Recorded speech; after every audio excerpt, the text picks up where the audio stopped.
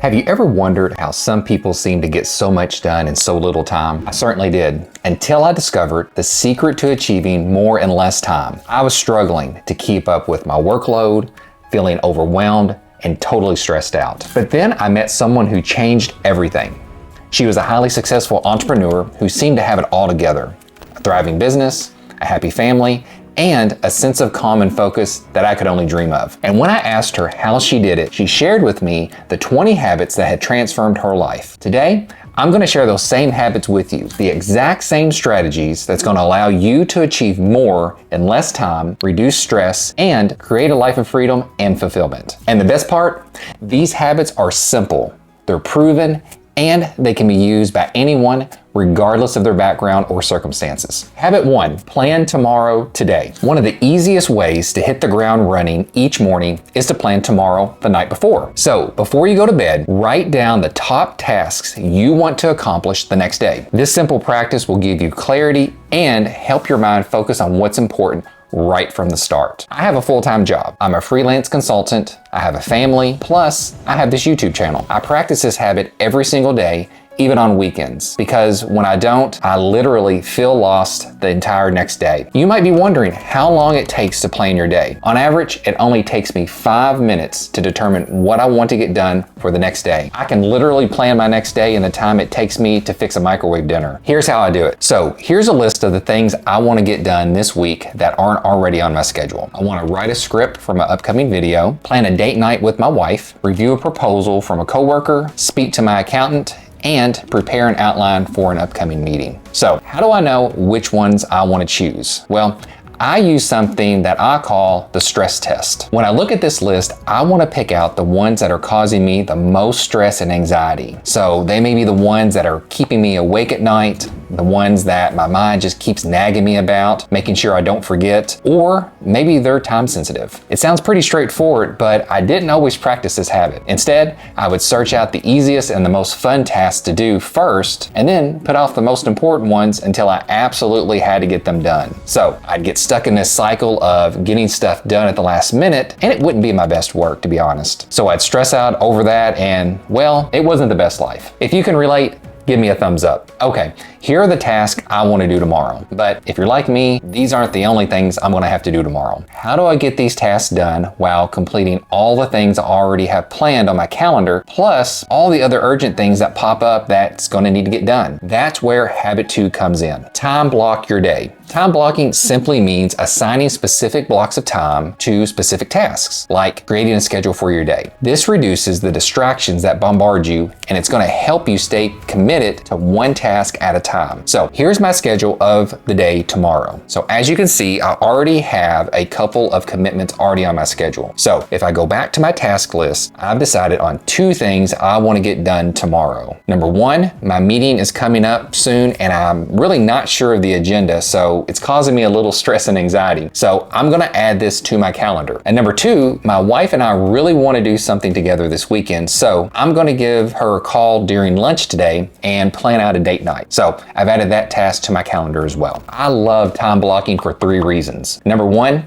I know exactly what I should be working on at any given time. Number 2, it minimizes context switching, basically that mental drag that happens when you jump from one task to another without a clear plan. And number 3, time blocking prevents me from overcommitting or underestimating how long a task really takes. It's going to help me build in a realistic schedule, so I have time to do everything that I need to do. One thing you might notice about my calendar is I don't have my entire day filled with tasks or meetings. Why is that? Because I intentionally leave time available for life. If my wife calls and wants to talk to me about something, or a colleague needs help on a project, or if I just had a stressful meeting with a client and I need to reset my brain, I can do so. Believe me, having downtime built into your day can be the difference between having a good day or a stressed out day. So as things pop up throughout your day, you may wonder when you're going to actually have time to complete them. Do you complete them now, or do you put them off for a later day? This is where habit 3 can help. Use the 2-minute rule. If a task will take less than 2 minutes to do it right away. This prevents small tasks from piling up and becoming overwhelming later. Think about the request from your coworker that's only going to take a minute. Or even better, think about those emails you get that only needs a quick reply. and you can delete them from your inbox and be done with them. Believe me, I would let emails pile up until my stress level went through the roof. But once I started applying the 2-minute rule, my inbox stayed manageable and I felt less stressed the entire day. Knocking out emails one after another is a great example of habit number 4. Batching similar tasks. Batching similar tasks means grouping them together so you can handle them one at a time. For example, set aside a period of time for all of your phone calls, another for answering emails, and another for running errands. This habit is huge because each time you have to switch between different types of tasks, like going from a creative project to a phone call, you lose focus and momentum. Think about all those times when you were doing something and you were really in the zone. You felt great and you were really getting things done, but you got interrupted and you lost that flow. When you came back to that task, it may have taken you twice as long just to get back into the zone. When you batch similar tasks, your brain stays in the same mode longer. It improves your efficiency and it lowers the mental cost of context switching. Try the batching method and you're going to complete your task faster and you're going to feel less mentally exhausted. But let me ask you a question. Have you ever looked back on your day and felt unfulfilled? You know you've accomplished a lot of tasks and got a lot of things done, but you have that hollow, unaccomplished feeling. Believe me, you're not alone. I felt the same way until I applied habit number 5, applying the 80-20 rule. The 80-20 rule, also known as the Pareto principle, says that 80% of our results come from just 20% of our efforts. Yes, you heard me correctly. Most of our results come from a very, very small amount of our total work. In other words, not all the tasks we do carry equal weight. By identifying and zeroing in on the tasks that truly drive your goals forward, you're going to maximize your input. Believe me, this habit is a game changer because we often waste our time on low value activities that don't meaningfully move us closer to what we truly want. To apply this rule, you need to use some discernment. And that basically means taking a moment to recognize the differences between your tasks. That's exactly what the 80-20 rule is all about. Review your workload often and ask yourself, which of these tasks are going to deliver the highest return on my investment? Meaning, which tasks are going to make you feel more accomplished, happy, and full of joy when you lay your head down on your pillow at the end of the day. Once you know what the tasks are, allocate more time and energy to them. You'll be amazed at how focusing on the right tasks can accelerate your progress and reduce your busy work. Hey, I hope you are finding a ton of value in this video. Each week, I share the best strategies that have worked for me. And if you want more personal development strategies, be sure to click the subscribe button so you don't miss a single gold nugget. Habit 6, start your day with a morning routine. Okay, let's be honest. Not all of us are morning people. That includes me. For years, I struggled to drag myself out of bed. Sometimes it seemed like it took me an entire morning before I was able to get going. Here's the truth. How you start your morning sets the tone for the rest of your day. I learned that the hard way. A well-structured morning routine can ground you and it's going to kickstart your focus. This could include quick activities like journaling, reading, meditation, or even light stretching. It's less about the specific action and more about having consistent, purposeful steps that center you before the world demands take over. Before adopting this habit, I was 100% reactive to everything around me. If something didn't go my way, I would get upset and I would just let my negative emotions affect me throughout the whole day. But when you begin your day intentionally, you're signaling to your mind and body that you're in control. This sense of control reduces stress and helps you approach your task with clarity. A strong morning routine is like a mental warm-up preparing you to be your best. But in order to get a handle on your morning, you're going to need to take control over your night. That is where habit number 7 was a lifesaver for me. Limiting social media use. At one time, I felt like a slave to social media. And if we're being honest with ourselves, most of us have felt the effects of too much social media at some point in our lives. You may have even tried to stop social media cold turkey, but found it extremely hard. I'm here to tell you it's not your fault. Social media is designed to be engaging and it's highly optimized to keep you scrolling. Now, while we know social media isn't always a bad thing, spending too much time on these apps can eat into your productivity and mental well-being. That's when it's time to take action. For me, setting time limits and using blocking apps that restricted my access to these was a lifesaver. When I felt weak and wanted to indulge, thankfully I found accountability in the system that I put into place. There's a lot of options out there to put in place that's going to help you curb your social media use. Do a Google search and search social media blockers to get started. By doing so, you're not only regaining lost time, but you're going to reduce the mental clutter. And with all of that time that you free up for yourself, you're going to be able to practice habit number 8, taking regular breaks using the Pomodoro technique. If you've never heard of the Pomodoro technique,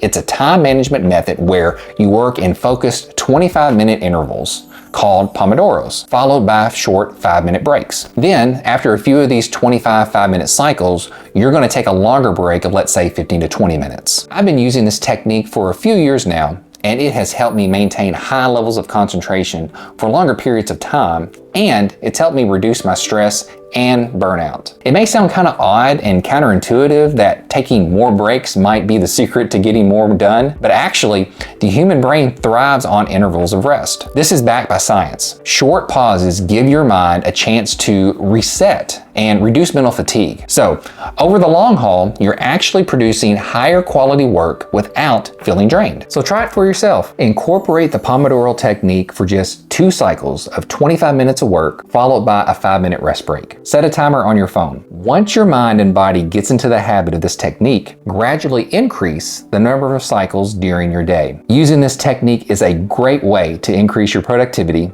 and a perfect way to incorporate habit number 9 into your day. Stay hydrated and eat brain-boosting foods. What you put into your body directly affects how your brain performs. Don't believe me? I don't blame you. For years, I thought, food is food. As long as I'm eating something and my body is getting calories, then I'll be fine. I was so wrong. Think of your body like a sports car. When the owner's manual says it needs premium fuel, but you cut corners and put the cheap gas in to save a few bucks, your car's performance is going to suffer and your gas mileage will decrease. And doing so over the long term, it's going to cause serious engine issues and it's going to cost you thousands of dollars in repairs. Likewise, poor nutrition can cause energy crashes and brain fog. Choose foods rich in healthy fats, antioxidants, and proteins like nuts, berries, and lean meats. Also, drink plenty of water. Dehydration is a real thing, and you don't have to be stranded on a desert island to experience it. Dehydration can lead to headaches, fatigues, and difficulty focusing. To stay at your mental peak, drink lots of water throughout the day. Making conscious food choices and keeping a water bottle within reach might seem basic, but these simple steps can have a huge impact in your daily productivity. Besides, good nutrition is essential to practice habit number 10. Move your body. The truth is, regular movement is not just for your body. Whether it's a full workout, brisk walk, or just quick stretches, moving your body boosts blood flow, it elevates your mood, and it re-engages you. When I walk, my brain comes alive with ideas. I keep my phone handy to record everything that's coming out of it. Why is that? Physical activity releases endorphins, which can improve mental clarity and even help combat stress. Just short bursts of movements can help make a big difference in your focus and stamina throughout your day. If you sit like me for prolonged periods of time, you know that when you get up, you feel stiffness and fatigue. So to counter this, integrate movements into your routine. It can even prevent that post-lunch slump. If you're like me, after moving, you're gonna find that once you return to your tasks, you're gonna have a fresh mind and full of energy. You might even come up with some creative insights while you're away from your desk. Hey, thanks for watching. Let me know in the comments which habit that you've decided to start. I read every comment and I wanna cheer you on. Number 11, eliminate unnecessary decisions. After years of making pointless decisions, I'm going to be honest with you. Decision fatigue, it's real. Each decision you make throughout your day, big or small, uses mental energy. By reducing trivial choices, you're going to free up your mind for tasks that really matter. Here are 2 ways I've eliminated unnecessary distractions in my life. Number 1, I created a capsule wardrobe. So instead of staring in my closet every morning and trying to decide what to wear when I wake up, I simplified my choices to just a few neutral and coordinated colors. Now, I grab an outfit within seconds. Number 2, I plan my meals. Before I would plan my meals, I was just a slave to whatever food desires came at me in the moment. If I was trying to stick to a low-calorie diet but didn't have anything planned, the hunger and the lack of planning would get the best of me. and I would go get fast food and overeat. This caused shame and frustration as well as a downward spiral of despair. But once I started planning my meals in advance for the week, it took the guesswork out of what I was going to eat, and it supported my long-term goals. Remember, the goal is to streamline daily routines so you're not wasting your brain power on repetitive decisions. Save that mental energy for bigger tasks like problem solving, planning, or being more creative in your work. Eliminating unnecessary decisions can literally add days back into your life, but pairing it with this next habit, it's going to add months back into your life. Using automation tools. We live in a digital age where automation tools can handle repetitive or time-consuming tasks. Automation not only saves us time, but it's going to reduce the likelihood of human error. By setting up processes that run on autopilot, you free up mental bandwidth, and you can use this for creative or strategic work. I want you to take a moment to think about your own weekly routine. Are there tasks you find yourself doing over and over, like scheduling appointments, paying bills, sorting emails, or even posting on social media? These are prime examples of things you can automate by using automation tools or AI. I challenge you to sit down and make a quick list of every repetitive task that drains your time. Once you see how much you can hand off to automation, you're going to free up a lot of energy for other work and things that matter most to you. Automation can streamline your workflow considerably, but for the items that slip through, having a one-touch policy keeps them from piling up. And that's where our next habit comes into play. Adopting a one-touch policy. Whenever possible, handle tasks only once. For example, when you open an email, respond and file it immediately instead of closing it to deal with it later. For physical mail or paperwork, decide right away. Does it need to be filed, scanned, or maybe discarded? By applying a one-touch approach, you're going to avoid creating a backlog. This keeps your workplace, both digital and physical, clutter-free. It's similar to the 2-minute rule, but specifically targets the habit of repeatedly revisiting those same items, which waste your mental energy. It also keeps your mind free of all those little to-dos you've told yourself about that you need to get done. Automating repetitive tasks can free up a lot of your bandwidth, but to truly protect your time and energy, it's also important to be intentional about your commitments, which leads us to the next habit: say no more often. Saying yes to every invitation, project, or request might feel gratifying at first, but it stretches you thin. This can be extra difficult if you label yourself a people pleaser or have a hard time saying no. Overcommitment not only diminishes your quality of work, but it also robs you of the time that you need for personal priorities. Learning to say no to tasks or opportunities that don't align with your goals or values, it's an essential productivity skill. Think of every yes as a commitment of your time, your focus, and your energy. By being selective about your commitments, you make room for high-value activities and you protect your mental well-being. I love helping people, and I still have a hard time saying no at times. So I've developed a POS system to prevent me from overcommitting. P stands for pause before responding. Before I knew what was happening, I was already saying yes to whatever someone was asking me to do. But I learned that if I paused, even for just a few seconds, this would give the thoughtful part of my brain time to respond instead of letting the reactive part of my brain take over. If you need to give the offer more time, it's okay to say, "Thanks, let me think about it," or "I'll get back to you with that." O stands for offer an alternative. Maybe you're not the right person for the task. Maybe you know someone who could help. Share this info with the person asking the request. And remember, they have something that they want completed. If you are able to give them an alternative, they're going to be grateful for that. S stands for saying no with class. This is the most painful part of the conversation for me, but if you can't take this request on right now, don't sweat it. Saying no doesn't have to be rude. It just needs to be clear. Avoid phrases like, "I'm not sure," or "I don't know." You leave room for negotiation when you say things like that. Have some prepared lines ready in case a request comes at you without notice. My favorite is, "I really appreciate the offer and I would love to help, but at this time, I just have too many commitments right now." Remember, you're not rejecting the person. You're safeguarding your most precious resource, your time. I've found that when I've used the POS system to say no, people have overwhelmingly responded positively. Another essential habit I learned was knowing when to perform a task and when it was better for someone else to do so. That takes us to habit number 15. Learn to delegate. Don't fall into the trap of thinking you have to do everything yourself. Trying to manage every single task that comes at you will lead to mistakes and burnout. Delegate those tasks, and it will allow you to focus on those tasks that truly matter, so that you can go to bed every night feeling good about what you've accomplished. Now keep this in mind. Delegation isn't just about dropping tasks on someone else's plate. It's about building trust and leveraging a team of collective strengths. Whether you're in a workplace setting or managing a household, assigning tasks appropriately is a cornerstone of sustainable productivity. I have 5 more tasks to share with you that will absolutely revolutionize your productivity. So be sure to hit the subscribe button for more proven productivity strategies. Number 16, track your time. Most of us think we know where our time goes, but let me ask you a question. Have you ever looked up at the clock and asked yourself where all the time went? You haven't gotten half of what you planned done, and the day's almost gone. That used to be me until I started tracking my time. Now, if you've never tried tracking your time before, I would suggest using a time tracking tool like Toggle or Rescue Time to see precisely how much time that you spend on social media, emails,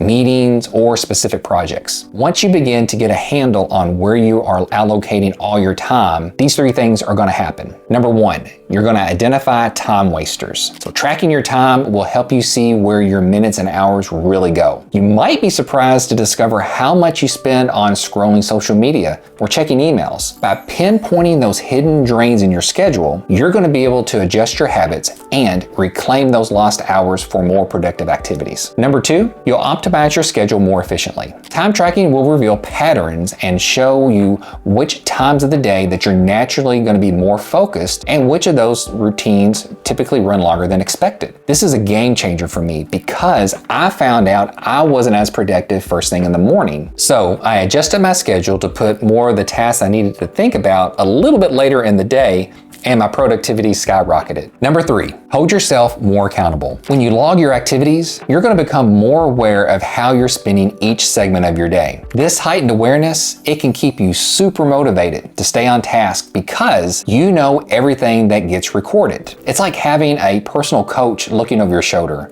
nudging you to focus. Once you understand exactly how your time is spent, the next step is to ensure the people around you help you make the most of those hours. Number 17, surround yourself with productive people. Motivational guru Jim Rohn famously stated, "You are the average of the 5 people you spend the most time with." Let me ask you a question. Are you surrounding yourself with people you want to be like? Your environment and the people in it have a huge influence on your habits. If you're around friends or coworkers who constantly procrastinate or complain, it's going to rub off on you. On the other hand, spending time with focused, driven, and optimistic people naturally encourage you to adopt similar mindsets. Don't get me wrong, this doesn't mean that you have to cut out important people in your life. What it does mean is seeking out those communities, whether in person or online, that value and cultivate the things that you're striving to incorporate in your own life. Positive peer pressure can be an incredible motivator for personal growth and efficiency. Being around productive peers will keep you inspired, but to avoid burnout, you're gonna need a solid end-of-the-day routine, and that's where our next habit is crucial. Develop a shutdown ritual. If you want a way to mentally separate work from your personal life, reduce the end-of-the-day stress, and prevent burnout, you're gonna need to develop a shutdown ritual. Basically, this is a short routine that you perform at the end of every day to signal your brain that it's time to rest. Now, this could involve tidying up your workspace, reviewing the day's accomplishments, or listing tasks that you want to focus on tomorrow. This process will help you mentally switch off from work mode. Developing a shutdown ritual is all about creating a clear boundary between work and personal time. By performing this ritual, you're going to reduce the lingering stress and mental chatter that can interfere with relaxation or family time. Over time, this ritual will become a powerful habit for your mind, and it's going to let you let go of unresolved tasks until the next day. Now that you've set the stage for unplugging each evening,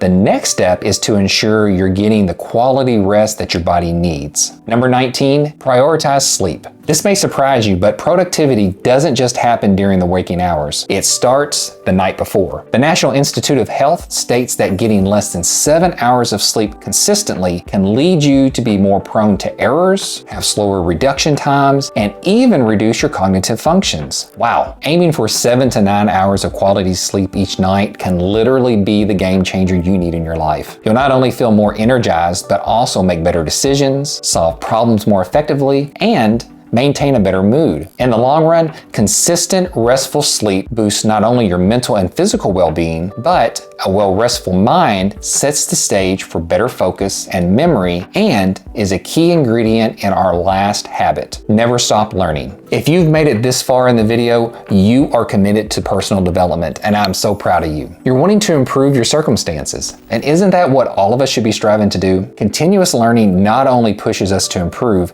it keeps our minds sharp and adaptable. Whether it's reading books, taking online courses, listening to podcasts, or attending workshops, learning new skills and perspective fuels us. The more you know, the more efficiently you're going to be able to tackle new challenges. And you know, we all have challenges in our lives. Why not give ourselves the best chance at success by preparing for them? Productivity isn't about doing more. It's about doing the right things effectively. If you start applying just a few of these habits, I promise you, you're going to see a massive shift in your time and energy. Which habit are you going to implement first? Let me know in the comments. I would love to know. And if you want to continue your personal development journey, I have a great video right here for you to watch next, and I'll see you next time.